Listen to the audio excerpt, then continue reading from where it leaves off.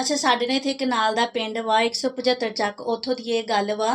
ਕੱਲ ਨਾ ਇੱਕ ਭਾਈ ਸੀਗਾ, ਉਹ ਨਾ 20 ਲੱਖ ਰੁਪਇਆ ਕਢਾ ਕੇ ਲੈ ਕੇ ਆਇਆ ਤੇ ਉਹ ਨਾ ਮਿਣ ਕੇ ਚੋਰਾਂ ਨੇ ਉਹ ਕੋ ਖੋਹ ਲਿਆ। ਉਹ ਵਿਚਾਰੇ ਨੂੰ ਨਾ ਮਿਣ ਕੇ ਹਾਰਟ ਅਟੈਕ ਹੋਇਆ ਤੇ ਉਹ ਮਰ ਗਿਆ।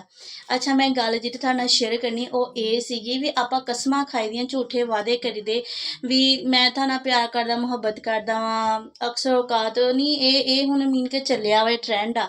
ਤੇ ਉਹ ਆਪਣੇ ਤੋਂ ਦੂਰ ਹੋ ਜੇ, ਆਪਾਂ ਕਹੀਦਾ ਅਸੀਂ ਮਰ ਜਾਣਾ, ਅਸੀਂ ਜੀਣਾ ਨਹੀਂ। ਸਾਡੀ ਜ਼ਿੰਦਗੀ, ਸਾਡਾ ਜੀਣਾ, ਸਾਡਾ ਮਰਨਾ ਸਿਰਫ ਔਰ ਸਿਰਫ ਤੇਰੇ ਨਾਲ ਆ।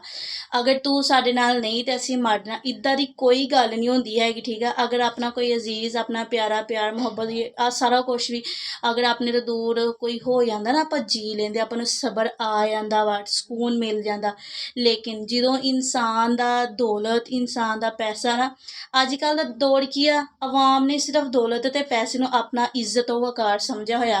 ਕਹਿੰਦੇ ਵੀ ਸਾਡੇ ਕੋਲ ਆਹ ਮਾਇਆ ਵਾ ਨਾ, ਸਾਡੇ ਕੋਲ ਪੈਸਾ ਤੇ ਸਾਡੀ ਇੱਜ਼ਤ ਆ। ਮਾਸ਼ਰੇ ਦੇ ਵਿੱਚ ਆਵਾਮ ਲੋਕ ਸਾਡੀ ਇੱਜ਼ਤ ਕਰਦੀ, ਹਾਲਾਂਕਿ ਐਸਾ ਬਿਲਕੁਲ ਨਹੀਂ ਹੈਗਾ, ਠੀਕ ਆ। ਤੇ ਉਹ ਭਾਈ ਮਰ ਗਿਆ। ਹੁਣ ਕਾਹਤੋਂ? ਉਹਦੇ ਕੋਲ ਦੁੱਖ ਨਹੀਂ ਸਹਿ ਹੋਇਆ, ਦੌਲਤ ਦਾ, ਪੈਸੇ ਦਾ ਵੀ ਸਾਰਾ ਮੇਰੀ ਜਮ੍ਹਾਂ ਪੂੰਜੀ ਕਮਾਈ ਮੇਰੀ ਚਲੇ ਗਈ ਆ। ਹਾਲਾਂਕਿ ਅਗਰ ਕੋਈ ਉਹਦਾ ਆਪਣਾ ਅਜ਼ੀਜ਼ ਕੋਈ ਮੀਨ ਕੇ ਮਰਿਆ ਹੁੰਦਾ ਨਾ, ਉਹਨੇ ਨਹੀਂ ਸੀ ਮਰਨਾ ਹੈਗਾ, ਉਹਨੇ ਬਚ ਜਾਣਾ ਸੀ, ਉਹਨੂੰ ਸਬਰ ਆ ਜਾਣਾ ਸੀ।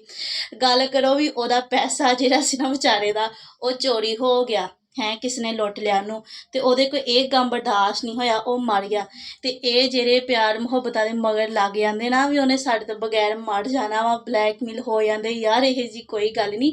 ਤੁਸੀਂ ਕਿਸੇ ਦੀਆਂ ਗੱਲਾਂ ਦੇ ਵਿੱਚ ਨਹੀਂ ਆਉਣਾ ਹੋਏਗਾ। ਅੱਜ ਕੱਲ੍ਹ ਦਾ ਦੌਰ ਜਿਹੜਾ ਨਾ, ਉਹ 'ਚ ਸਿਰਫ ਆਹ ਚੱਲਦਾ ਵਾ, ਸਿਰਫ ਆਹ, ਇਹ ਤੋਂ ਇਲਾਵਾ ਹੋਰ ਪਿਆਰ ਮੁਹੱਬਤ ਕੋਈ ਇਹੋ ਜਿਹਾ ਨਹੀਂ। ਉਹ ਪਿਛਲੇ ਦੌਰ ਸੀਗੇ ਲਾਲਾ ਮਜਨੂ, ਪਤਾ ਨਹੀਂ ਕੀ ਤੇ ਅੱਜ ਦੀਆਂ ਮੁਹੱਬਤਾਂ